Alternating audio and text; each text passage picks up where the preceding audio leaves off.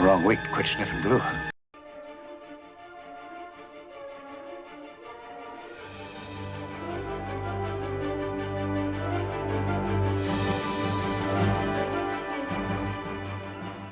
Well, hello and welcome to another fun week. We will be finishing the Kelvin.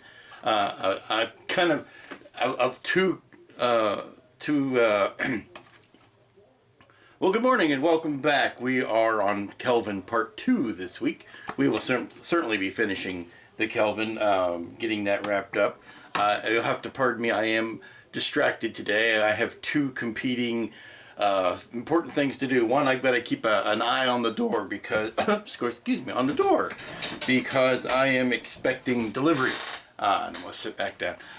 Expecting delivery. A while ago, I had offered to buy a couple of kits off, or not kits, actually finished models, off of a good friend from the chats, Carwin.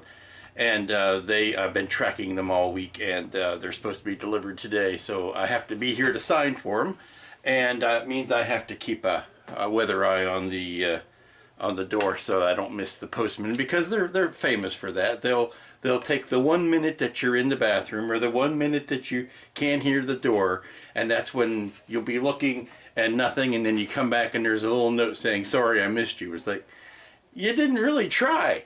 But anyway, so I'll be running back and forth. Things I learned this last week about the Kelvin kit that I have. The base, yes, it has the wrong number on it. That's the kind of stuff that happens. This is a first test shot. It's a funny story. I emailed back to one of the higher ups at Mobius, and I said, do you know this has happened? He goes, yeah, we caught it. It slipped through the first couple of test shots, but was corrected by the third, because sometimes models go through numerous stages before they're produced. And a lot of times it's things that have to deal with fit, whether pegs are too long or whether they're in the right position or things like that. And sometimes it's a typo. It could be as simple as a typo on a sheet of decals even. But that's the kind of stuff you have to pick. And his only defense, he admits it was a feeble defense, but the only defense he had was that CBS gave him the files. It was that way on the file, on their source material.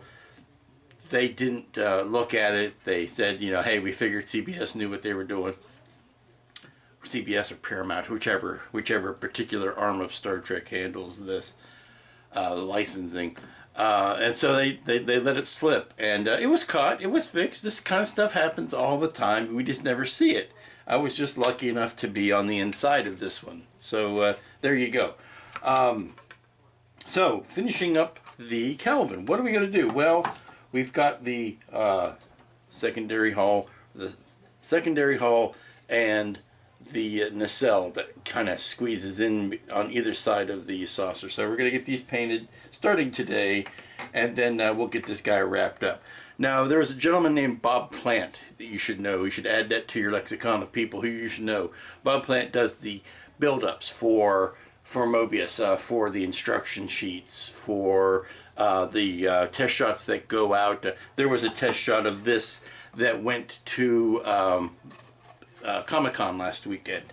So if you were at Comic-Con, you saw a test shot of this, and he had a corrected base, though, I think. But by the time that he had to get the kit done and out and in front of the press for Comic-Con, he did not have an official use your words. He did not have an official decal sheet. So he did what any good geek would do, is he made up a sheet of decals, and he sent me one of his extras because he knew I was making this build up and didn't have, there are still, as far as I know, no final decal sheets.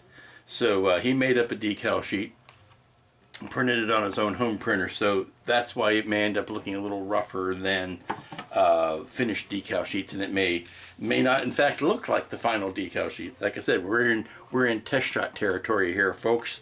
We're kind of making it up as we go. So I'll be getting the decals down and getting this guy finished up this week. That is the goal, and then the next kit we'll start on is this guy. Now, I've been asked already, where did you get your Reliant kit? And I hate to be the person that says I'm not going to tell you. I would say do a Google search. If you find out on your own, then God be with you. But you ain't going to hear it from me, because the gentleman that I bought it from asked me not to tell. So if you do just do a search for 350 scale Reliant conversion kit, it'll probably come up. I have a healthy respect for people who say they want to kind of slide under the radar. So until the agents of Paramount come slamming at my door, I ain't talking. But it's gonna be fun. I don't know how much lighting we're gonna end up putting in this. If I can get some simple blinkers and strobes, then I may do that. But I am going to be one of those people who will tell you, go back and watch Wrath of Khan. Watch it again. You think you know, but watch Wrath of Khan again. The nacelles on that are not lit. It's true that every time after that, when the Reliant or the Miranda kit was used, either on Deep Space Nine or any of the subsequent Trek movies where that model was reused, they did light up the inboard sides of the warp engines. But in Wrath of Khan, it was not lit. It was never lit. So I'm not going to be lighting those. Plus, the way the conversion kit is built, it's kind of tough to get the wiring out and down the pylons. So I will not be able to light the torpedo launcher either, because it is a solid piece. Well, it's hollow, but it's a solid piece, and I don't want to cut it up. So it's just going to be a static model, maybe light some windows, and maybe get the strobes blinking, but it's going to be minimal. I think you'll see once we get into it why. But enough of this rambling. Let's get on to finishing this Kelvin. Okay, starting work on the rest of the Kelvin, and I've got the first bit on the secondary hull, and that's the darkest color. Not going to go with as many different colors on the back parts as I did on the saucer. I can make a clean break from those decisions, so I'm going to just do a dark, a white, and then a gray in the middle. So I've got this done with the first pass, and basically I just picked these up off of the sheet, and you can see them right here. These are the ones I used before, but because the nacelle is longer, I need to get some additional ones so that I can finish out that edge. And all I'm doing is taking these, I weeded the shapes out of the center, and I'm stuck with something like this, and right now it's stuck to my finger, and there you go. So I'm just patting the back of it really to knock down some of the adhesive, because it is stickier than I need it to be. So and then I'm lightly just laying it in place, and what I'll do is I'll spray one side, pick these up, put them on the other side, and spray that, rather than covering the whole thing and spraying it at once. They don't need to be on that long, so all I need to do is really put them down, spray them, pick them back up. So let me continue with this darkest color on the warp nacelle. Okay, if you've been with me for a while, you've seen this mess before. It is the white coat over top of the very dark gray coat over top of the primered gray body. So what we need to do now is take the middle gray and do a blending coat over top of that. That brings that knocks down the darks and knocks down the whites and kind of homogenizes it a bit. And then you tie it all. It ties all together when you're all done. But you'll notice it's a distinctly different pattern here than what was used on the saucer. More boxes and lines than jagged shapes, but that's just playing off of the linear nature of the parts themselves. So let me do a couple more little touches, and then we'll be ready for the blending coat. Okay, I have to say I am delighted with how this turned out. Just put the blending coat over top of all of this, and it did just what I wished it would have done on the saucer. It is nicely blended without being overly muddy. So I think I'm going to retroactively recommend on the saucer, you do a dark coat, a white coat, and then you do a middle gray coat, and you save the fourth coat for, instead of doing 4 different colors, you're going to save it for what I think I'm going to do at the very end after I put all this blending coat on, and after I put the decal. Well, no, it's going to have to be before the decals. Before the decals go down, is I may use a set of templates just to go back over with maybe a pearlescent or a clear, the pearlescent finish, I think, or a very light chrome, silver finish, something metallic to give you a metallic sheen with one of the with the template set. So yeah, I'm sorry, I'm babbling now, and I'm trying to think this through, but this was definitely the way to go. So let this dry for a tiny bit, put the clear coat over it to see what the colors all brought up, and then we'll be ready to do the final assembly on these 3 parts, and then a final blending coat on top of all of that. So moving quickly now. Oh, happy day, my packages have arrived from Carwin. They came all the way from Wales. Here we go. Great Britain recommended. I mean, I'll cover up the addresses and stuff, but yes, I love getting international mail. Let me get these boxes ripped open. It's like Christmas morning here. Hey, this was a fun little note. I'm just ripping into the packaging, and there's this smiling picture of Carwin. Contains shuttlecraft Galileo. Hope you like it. P.S. You have no idea how long it took to color grade this pic to match the TOS film look. Thank you, Carwin. I hope the kit is as much fun as your packaging. Okay, I'm back. It's been kind of a weird day, and I'll tell you more about that tomorrow.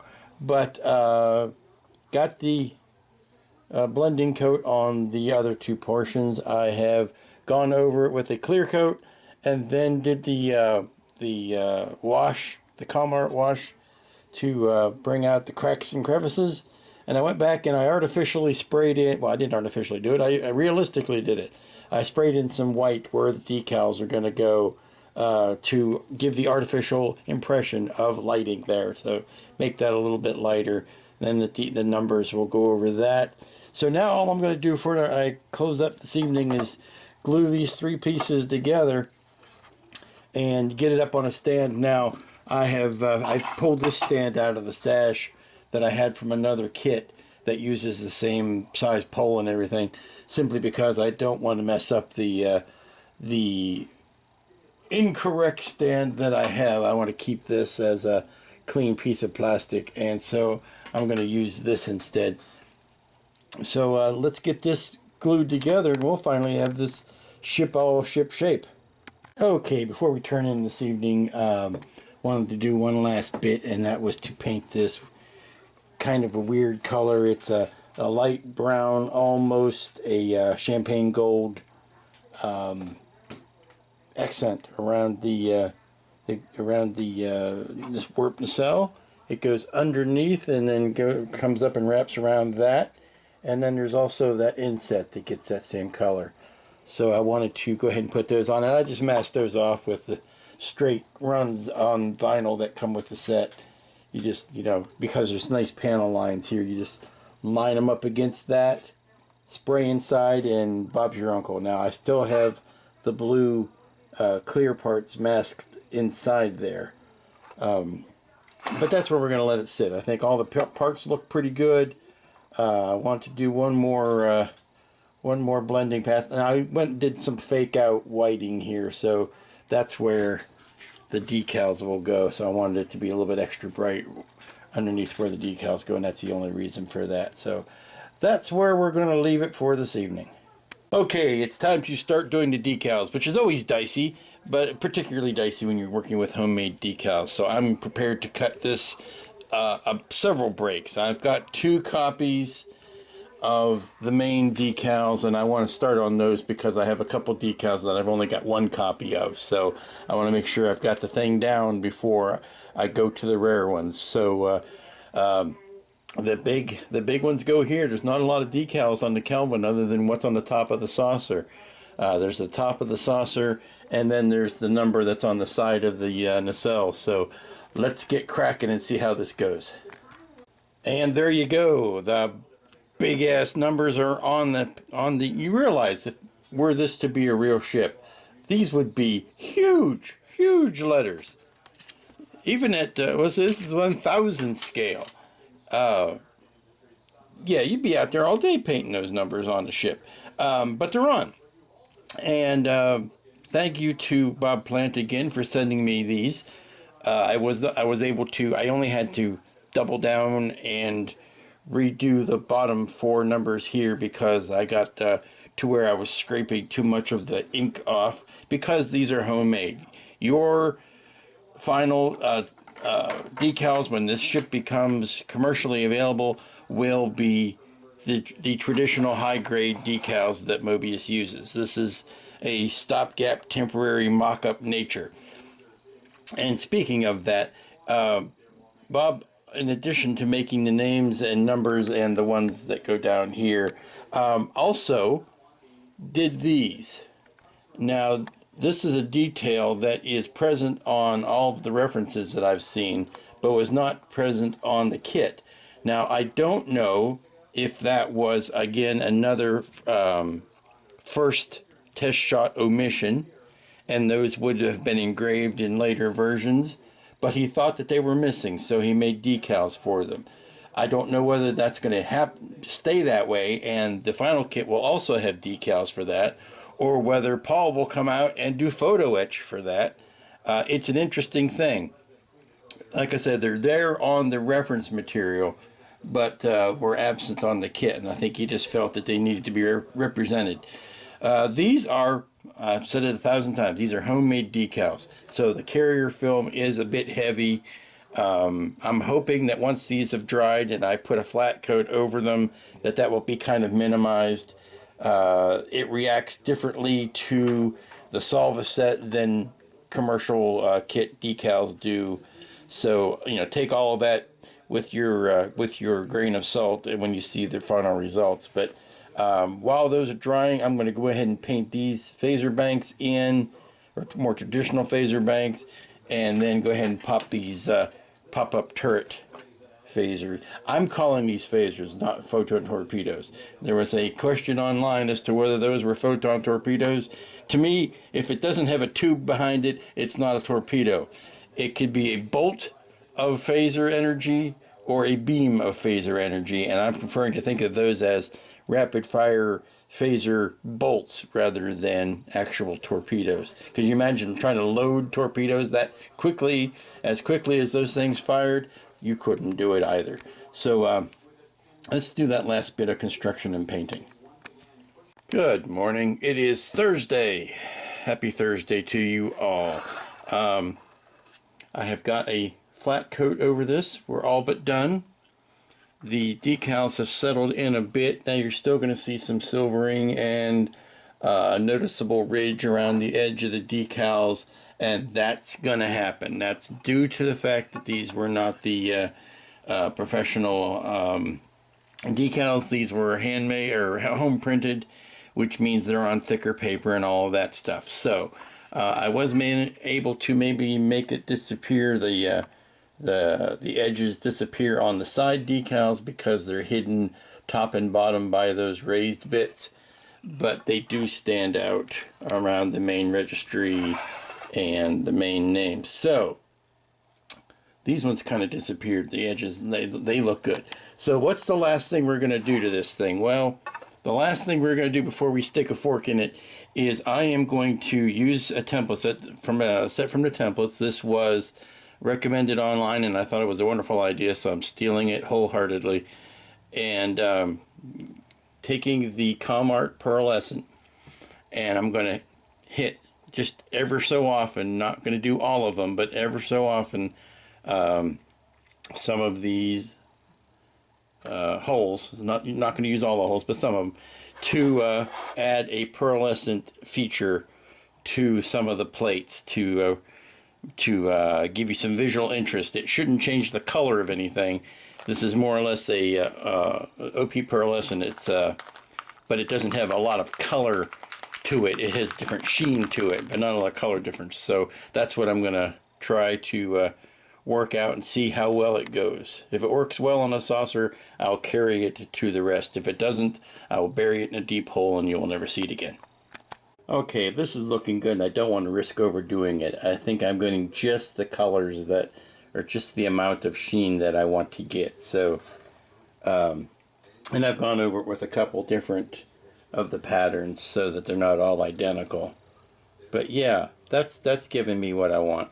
Now I'm going to do something similar over the cylindrical parts with the pattern that I had made up for the cylinders. So we'll finish up that bit, and then, we'll be ready to, I think we'll be ready to stick a fork in this. I think it will be done.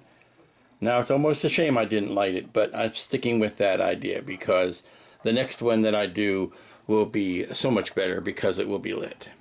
Okay, I've taken one of the masks that I use for the secondary hull, and I've made a little handle for it. It's basically just a piece of folded over tape, but this will allow me to play with it without getting my little hands all over the stickiness, the sticky part of it.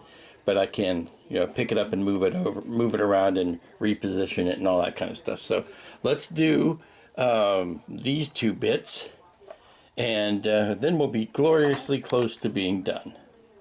Okay, kids, I think we're ready to stick a fork in this one. I've got the little tiny details painted as much as I can. I've got the, there you go. So you can see only in different light does that shine, which is exactly how it should be working. There you go. So you can see if you put a severe angle on it, you can see the iridescence, but they disappear when you turn the ship around. See, like that's how it should be working. Lovely. This kit is an interesting kit. I have worked on test shots before. I've made no secret of that. In fact, I've boasted about it. But I have never worked on a first test shot before. Most of what I get are second and third rounds. They are the almost ready for prime time versions. It will be a fascinating test case to see how different the actual kit will be once it hits the shelves, and stack it next to this one and see what all the differences are. And when the kit finally comes out and I am building the actual version that I'm gonna, put lights in and all that kind of fun stuff, and then it will be interesting to stack it against this one and see how many or how different it ends up being. Things like obviously fixing the stand so that it has the right number on it. I think this guy, the sensor probe on the front of the deflector dish is way too big. It will be interesting to see how that changes.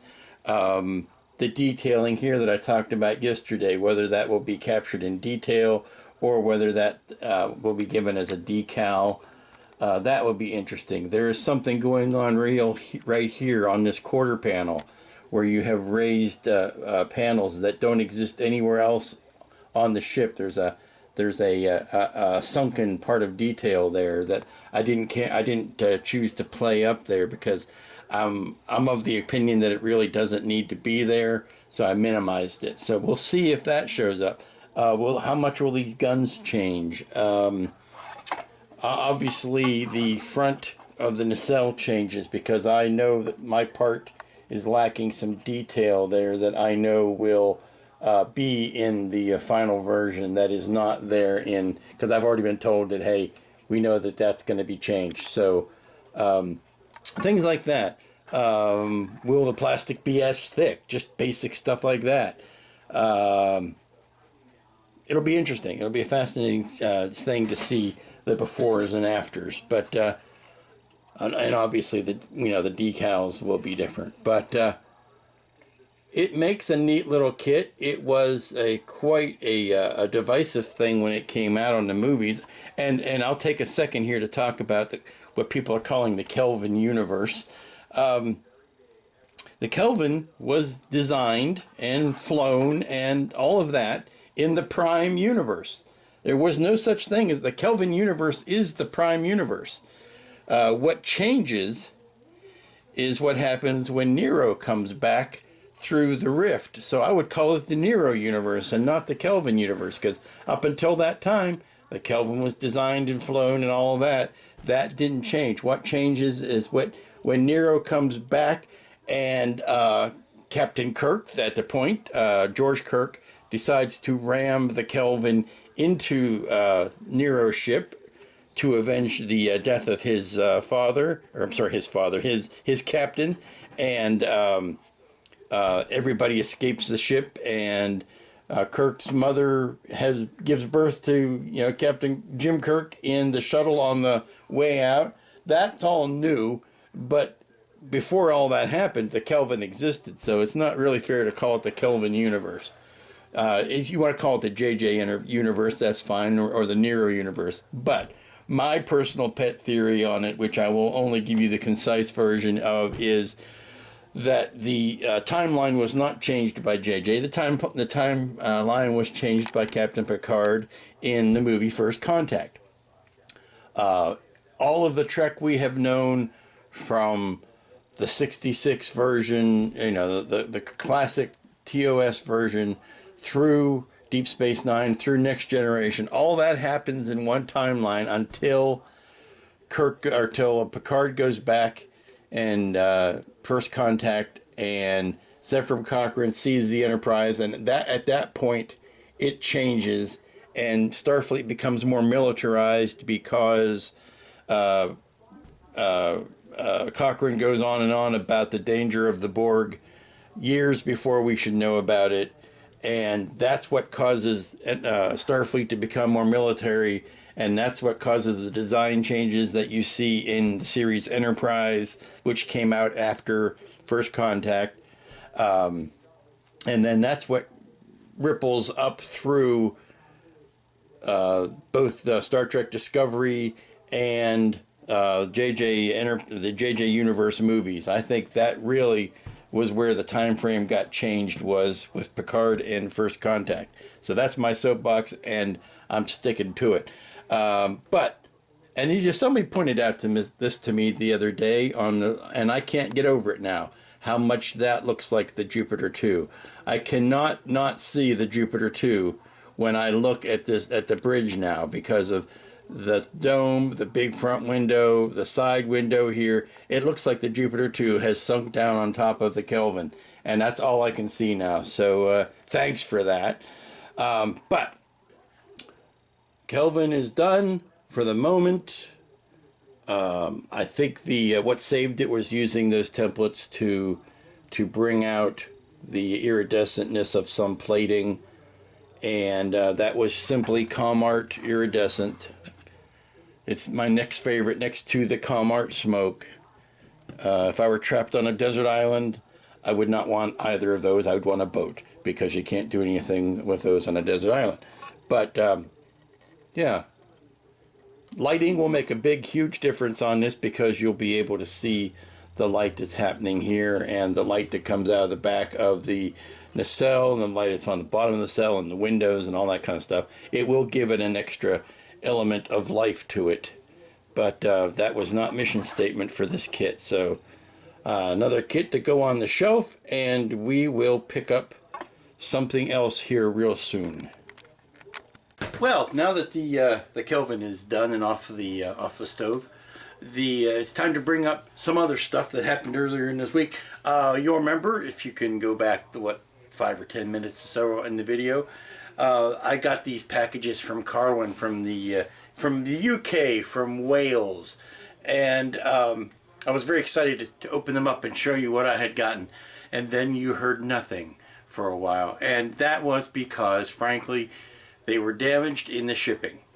He sent me a couple of kits that I purchased out of his personal collection that I'd seen in the numerous across the pond chats that we'd had, and when he mentioned that he would, might like to unburden himself from some of his collection, needed to raise some capital, I said, great, I would love to buy blank, blank, and blank from you. And he said, we worked out a price. So he was mailing them to me, and he mailed me the first two. He's building me a red dwarf. He didn't want to sell the one that he'd had. He thought he'd take the opportunity to build a better one. I have been watching his videos with rapt attention. You should seek them out yourself. He's doing an excellent job.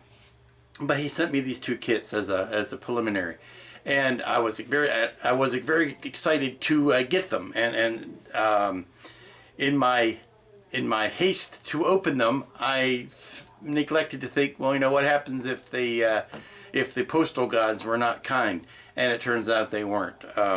Both of the kits received some damage.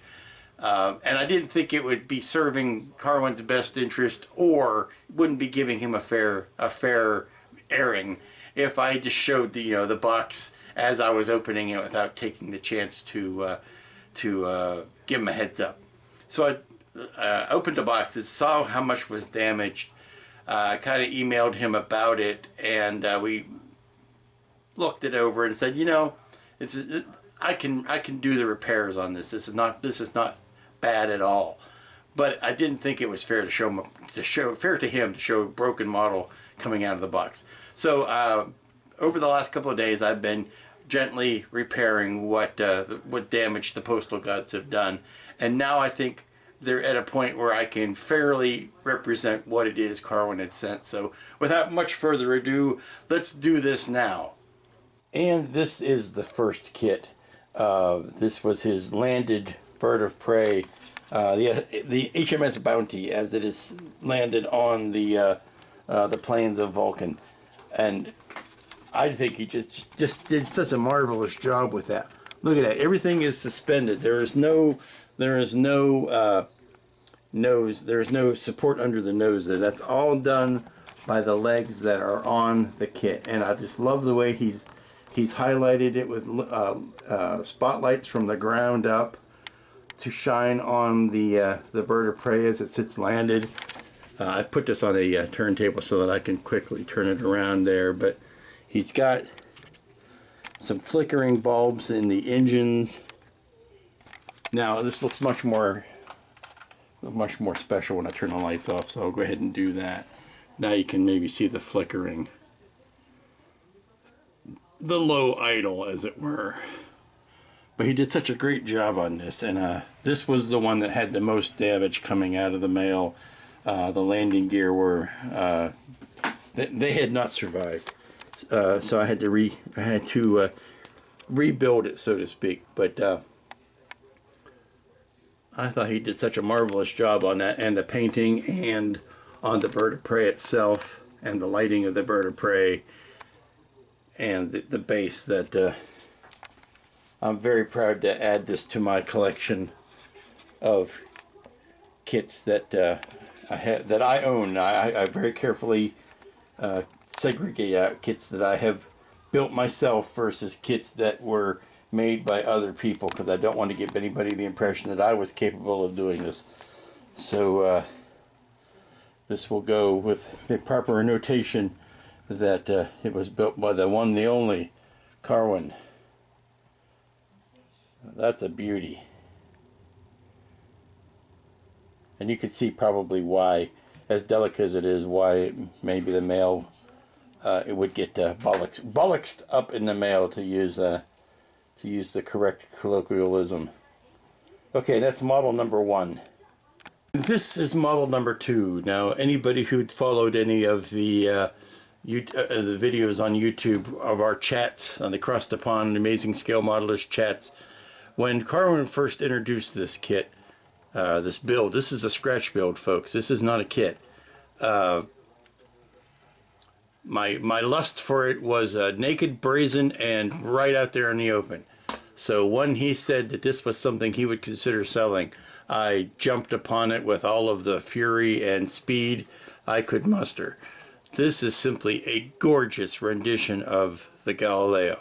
Now, he went a little bit whole hog on lighting it. He introduced lights, wing lights and registry lights that were not on the kit. Double blinking lights back here, formation lights, of course the engine lights in the back. We've got a fading up and down on the on the back of the nacelles. We've got cabin lights or other engine lights here. The double blinks on the and this was just a thing of beauty.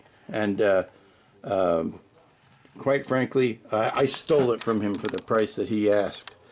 I think, and you can see the interior in there, just enough detail to and the camera isn't really doing it any favors. I've got to clean those windows. But this was another. The damage on this wasn't near as bad. It only was broken off of its landing gear, which simple enough to fix.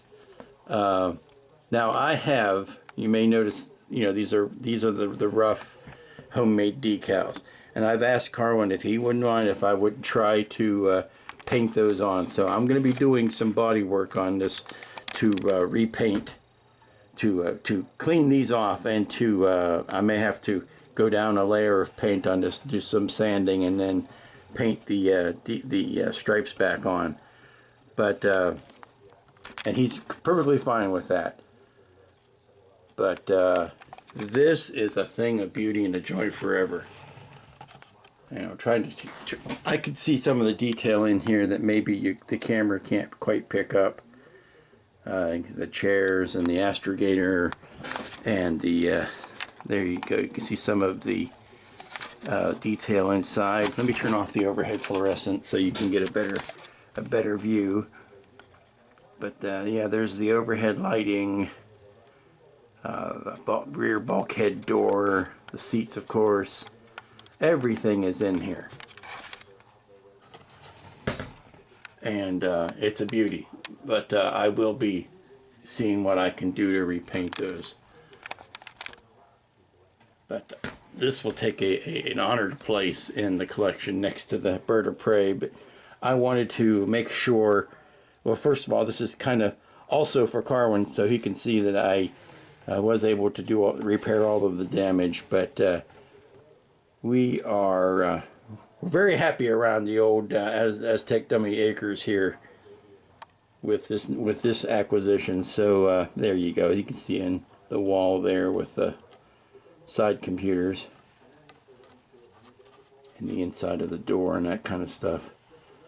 My only frustration is that these dust muckies are on the inside, and I don't know a good way to get those cleaned out. But very happy with this acquisition, and we'll be adding it to the collection as soon as I get the markings worked on. Okay, it's Friday. It's the last day of the week. Big sci-fi convention. Well, it's not sci-fi. Big autograph convention in town this weekend. So a minimum amount of time to work today. But I wanted to show you the last of the odd projects, I call it. First being finishing up the Kelvin. The second was repairing the ships that I got from Carwin. And the third one is this kit that I've been working on kind of off stage for the last few weeks. It was something I picked up at Wonderfest from George over at Timeslip. It is the Space 1999 Caldorian ship, which looks like a big gourd, for lack of a better term. The trouble with it, or the challenge with it, is the color, the final color of the blue, because on the screen it looks like one color. There are plenty of pictures of the prop, and they are different colors. There was also a large one and a small one built. The small one, I guess, was for the flying scenes, and the large one was for the docking scene.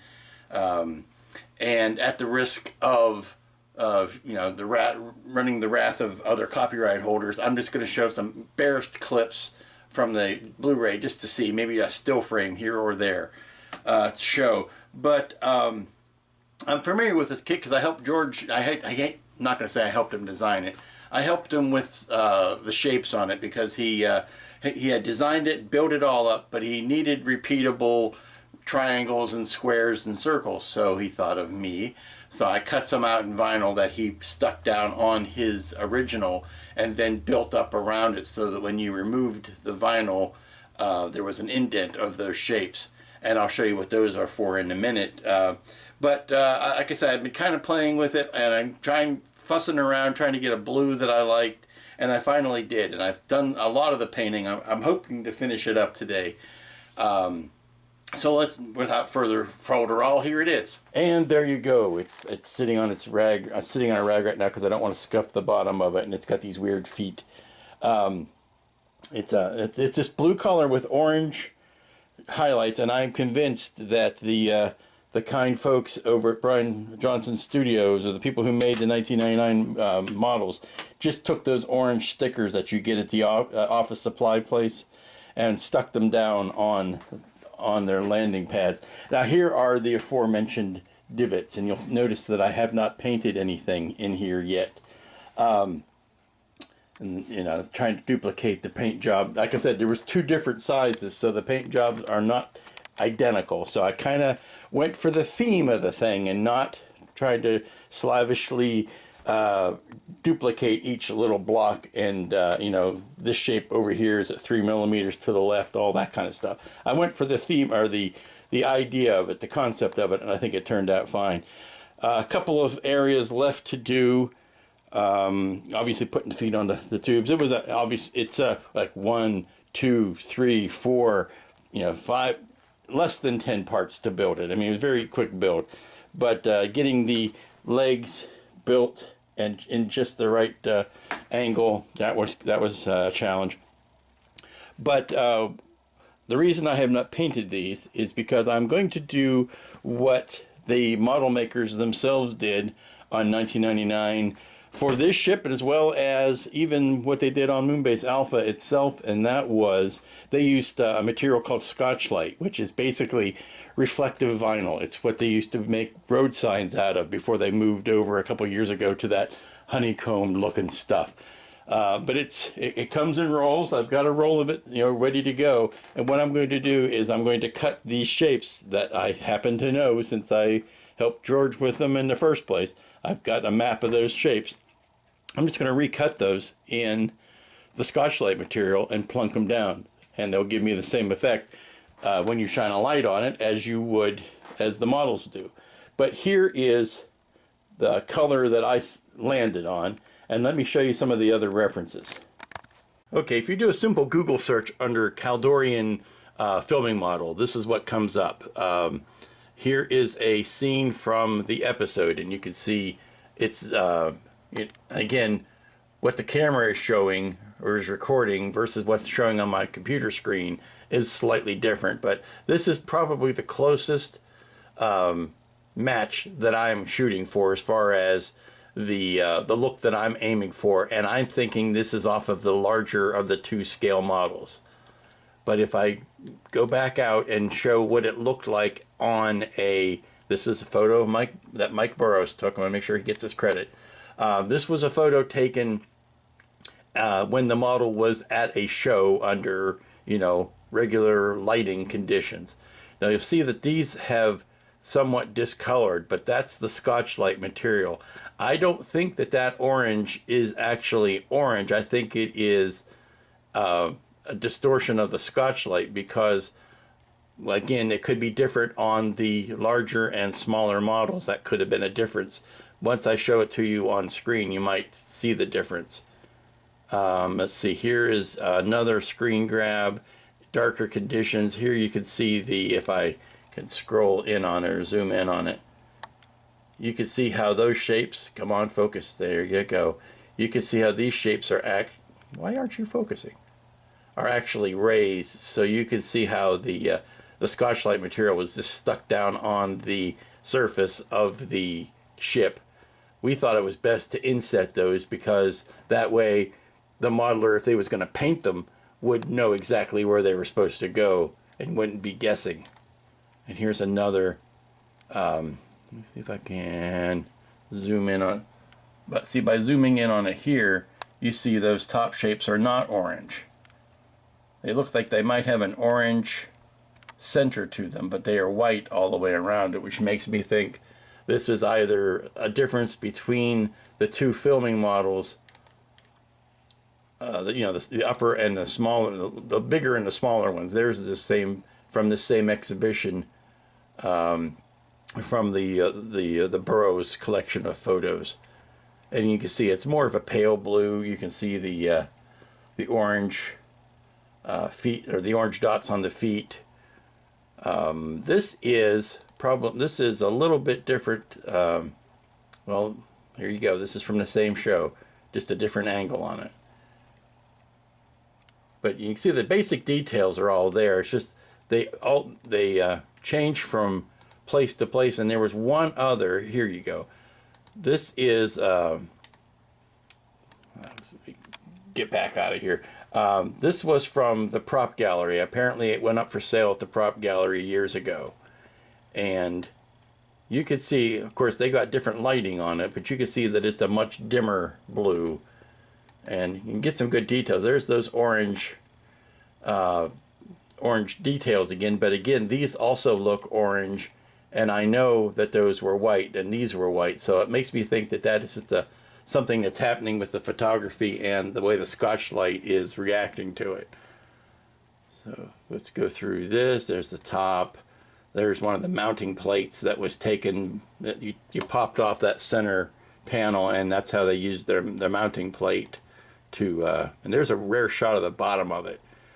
Again, these all look orange, but they are white. This is painted orange, and these were the holes where the actual, where the air jets came down through for the landing. Yeah, these were the air jet holes, but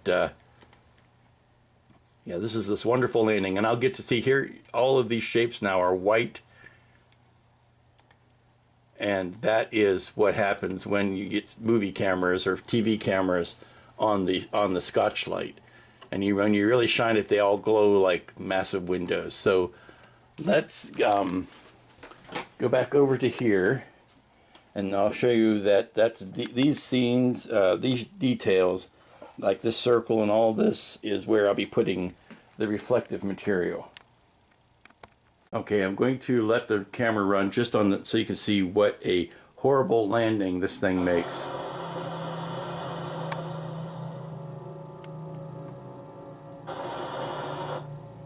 Yeah, almost, and there you go. Boom, he's down. Okay, it's getting ready to take off here, and you can notice that the lights, what appear to be lights, are on now, and that's no different than just shining a different light source on the model itself.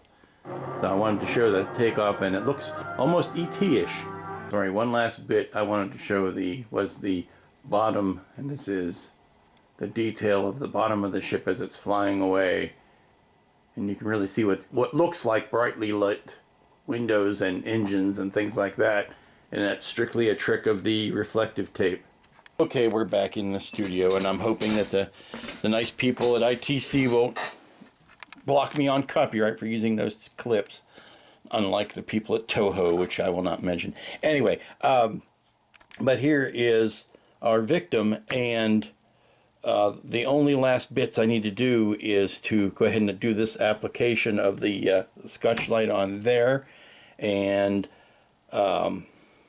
just a little bit of oh, that reminds me, the one thing I wanted to talk about. This kit, as beautiful as it is, has a seam. It's got one seam around the equator, which was easy enough to sand when it came down to the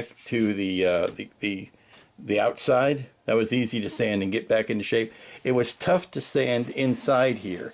Plus, for some reason, and I think this has to do with the rotocasting, these flat panels are ever so concave. They're ever so sucked in.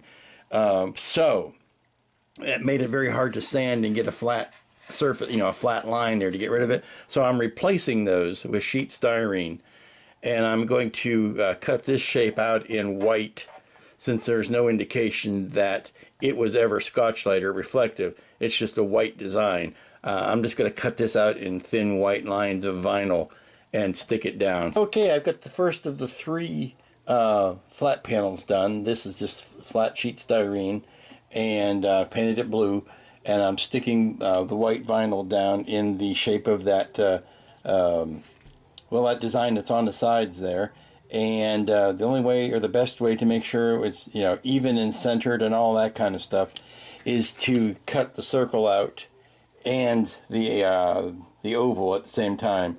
And that way, when I put it down, I know that the oval, I know that this circle is in the center of the oval, that it's square and all that kind of stuff. It's square, parallel, perpendicular, and all that.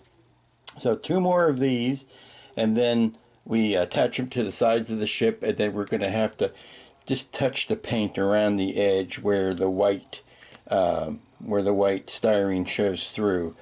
And that will be the last bit of that. Okay, I've got some results to show. First, I wanted to highlight what it was I was trying to do. On these panels here, there is a mold line where the mold line was. You don't know what a mold line is? Look it up.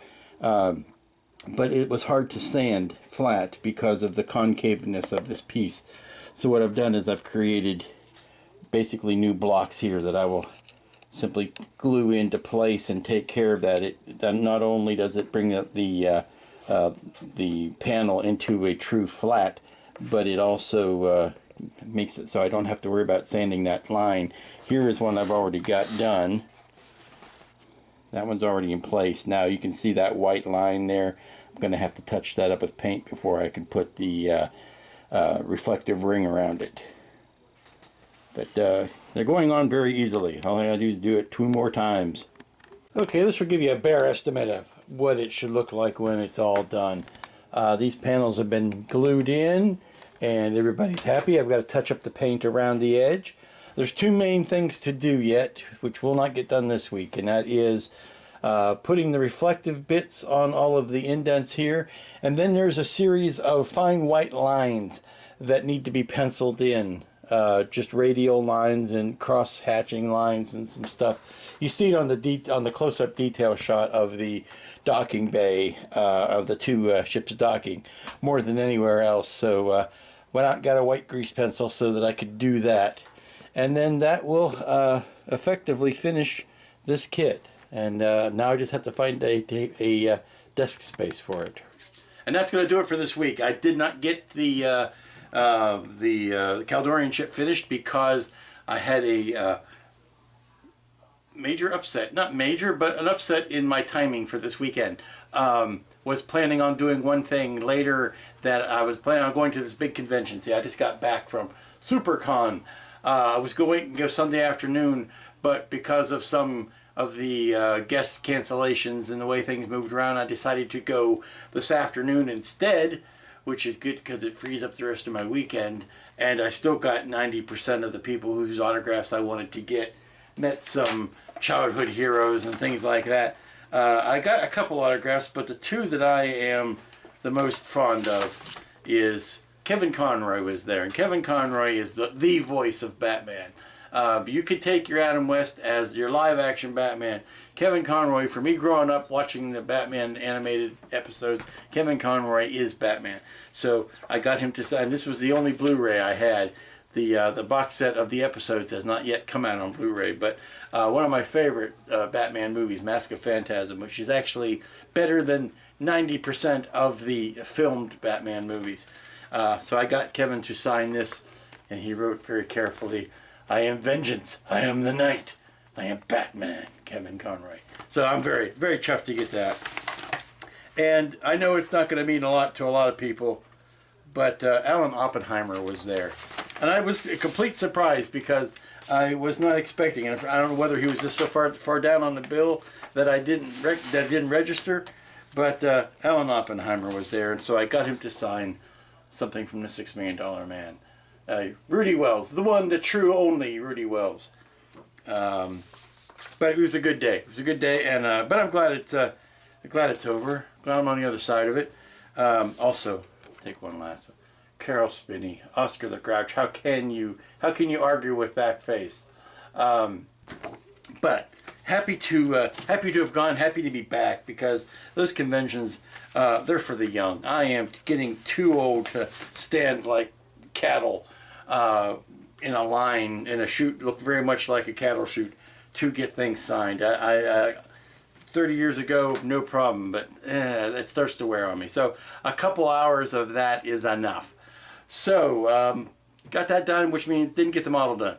We'll finish it probably over the weekend and report on it next week because starting a big project next week. It's going to take multiple weeks to do. I'm starting the Big Reliant. And that's going to be fun because I'm going to do some fairly elaborate painting on it.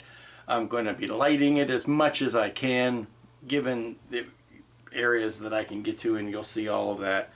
But that's it for this week. So got the got the Kelvin finished. That was the important thing. Got Carwin's ships fixed. Worked on the Caldorian. It was Carwin, Caldorian, Kelvin. It was a hard C/K sounding week. So, and a convention. You had a convention on to the end of that. So we had Kelvin, Carwin, Caldorian, convention. Gesundheit. It's been that kind of week, folks. And so until next time, this is Lou saying, be good to each other. I'll see you here next time, and drive safely.